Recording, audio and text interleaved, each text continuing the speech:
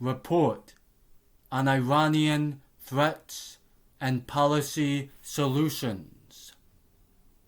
Joint report from the U.S. Department of Homeland Security and the National Security Advisor to the President. Presenter Joshua Noel Beauchamp. Note: this is not a government document, but is purely academic. Threat: Iranian regime. Threat and Policy Report. From the BBC News, timeline of U.S.-Iranian tension. November 4th, 1979. U.S. Embassy in Tehran seized. 53 American diplomats and citizens were held hostage until their release in 1981. July 8th, 1999. Iranian pro-democracy student protests. Student unrest that lasted nearly 5 days. The Tehran University dormitory was raided by police forces. The Iranian regime puts down the pro-democracy student protest.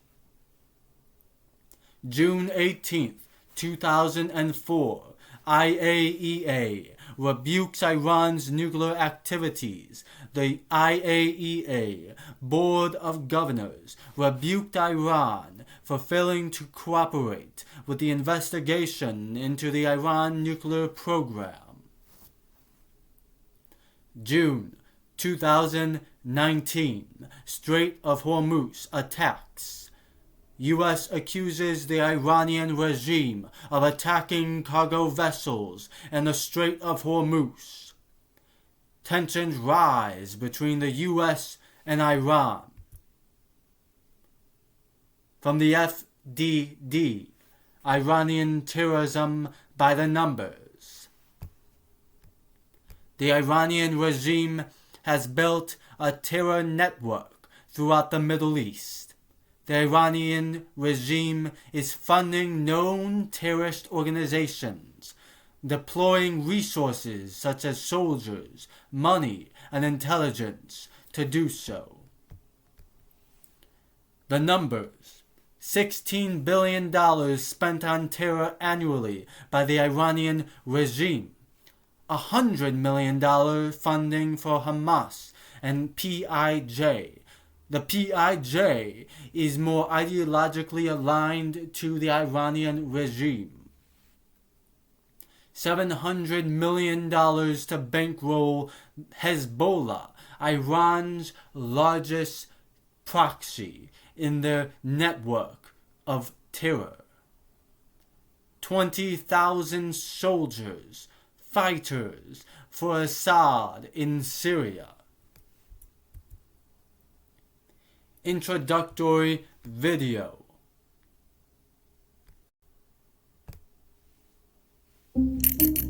Iran-backed groups form a land bridge across the Middle East and connect in an alliance that Tehran calls the Axis of Resistance. Its focus? To oppose the West. They can both transport equipment and personnel, but it can also use these positions to attack U.S. interests or threaten Israel closer to its borders. The alliance has been brought into focus amid the Hamas-Israel war, as the groups are mobilizing on multiple fronts at the same time.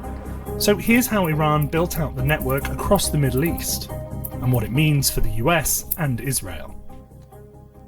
So to show you where Iran's so-called axis of resistance works in the Middle East, we have Iran over here, and then of course Hamas in Gaza over here on the Mediterranean. There's another group that Iran supports in Gaza called the Palestinian Islamic Jihad, which is actually a closer ally of Iran ideologically, but also working out of Gaza here and also in the West Bank.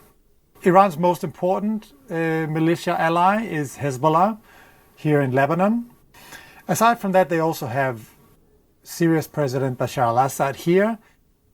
and various militant groups in Iraq. And then finally, they also have an alliance with the Houthis in Yemen down here south. These connections allow Iran to expand its influence in the Middle East and make it easier for the country to transport military equipment, personnel, and weapons through the region. One of Iran's aims in the Middle East is to always keep the fight, the military fight, as far away from its own borders as possible. And the presence of these military allies in the land bridge kind of helps it do that. To understand why Iran has this belt of influence in the region, we need to go back a few decades.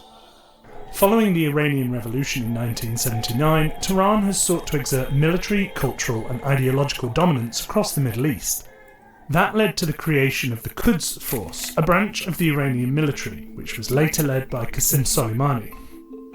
Soleimani became famous in the West over the past decade or so because Iran decided to elevate his profile as the mastermind, the architect behind this modern iteration of the axis of resistance. یک جغرافیای 2000 کیلومتر مربعی در جنوب لبنان به نیم میلیون کیلومتر مربع توسعه داد. Later, Soleimani was killed in a drone strike ordered by the US. Soleimani was plotting imminent and sinister attacks on American diplomats and military personnel, but we caught him in the act and terminated him. The strike was aimed at weakening Iran's ability to threaten American interests in Iraq and across the region. But that goal hasn't materialised. Iran has continued to supply groups such as Hamas with weapons and training. On October 7th, Hamas, designated a terror organisation by the US, launched a broad assault on Israel, killing 1,200. Iranian Supreme Leader Ali Khamenei said immediately after the attack that Iran did not have a hand in planning it, but supported it. To try and curb Iran's influence, the US works with allied countries to have a presence of bases and troops across the Middle East.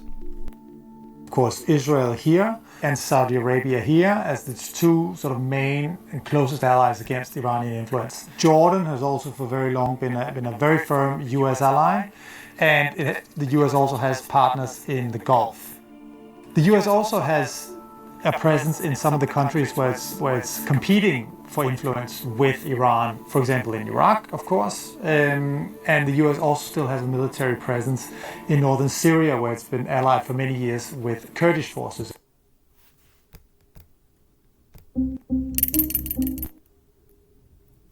The first proxy of Iran is Hezbollah. This is the largest proxy. Hezbollah is a Lebanese Shia Islamist political party and paramilitary group. Iran bankrolls Hezbollah by providing around $700 million in funds. Hezbollah serves as the largest proxy for Iran, using those funds. It uses those funds to violently oppose Israel and Western powers operating in the Middle East. Recently, Israel has dealt a major blow to Hezbollah by destroying large portions of their missile stockpile and killing the Hezbollah leader Hassan Nasrallah.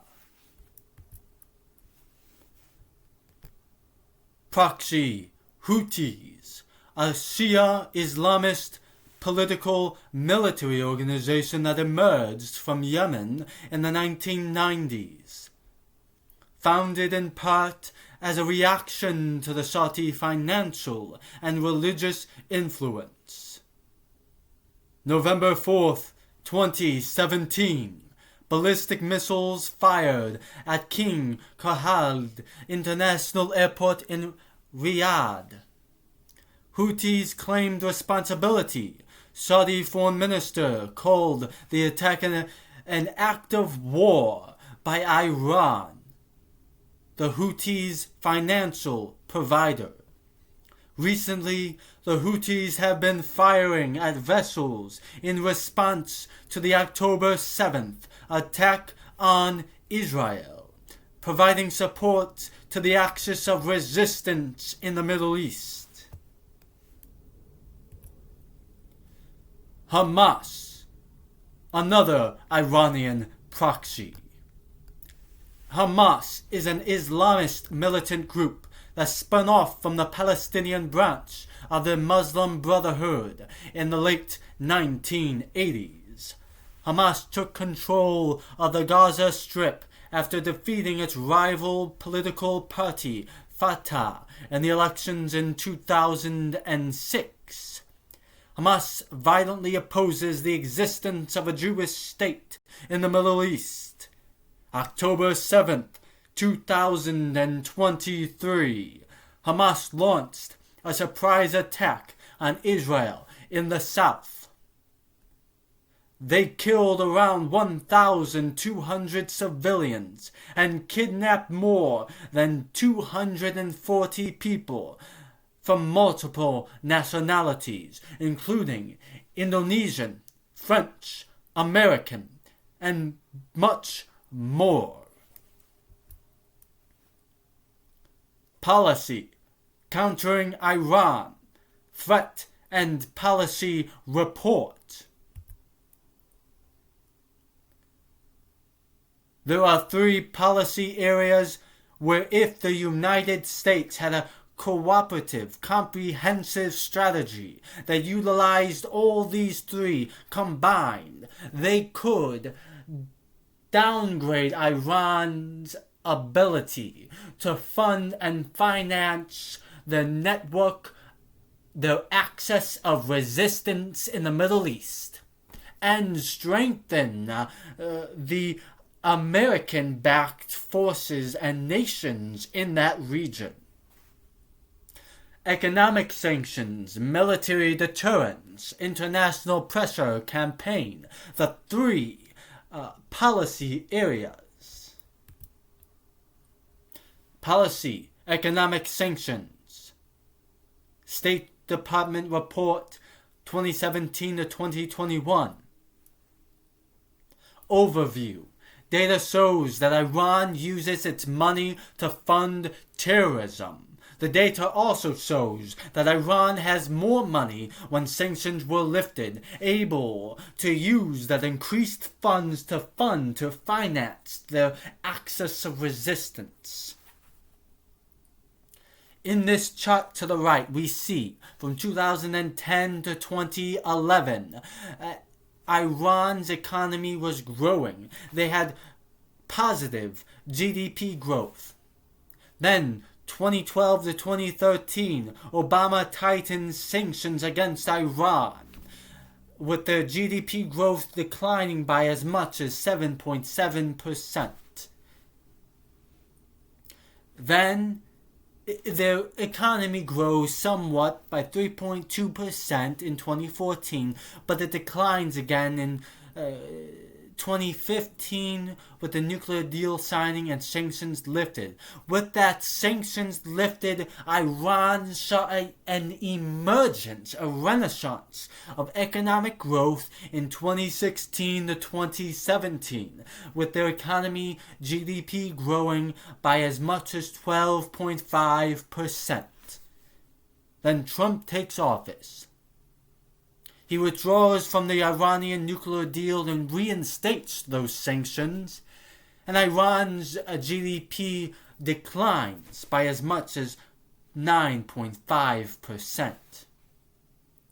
President Biden then takes office.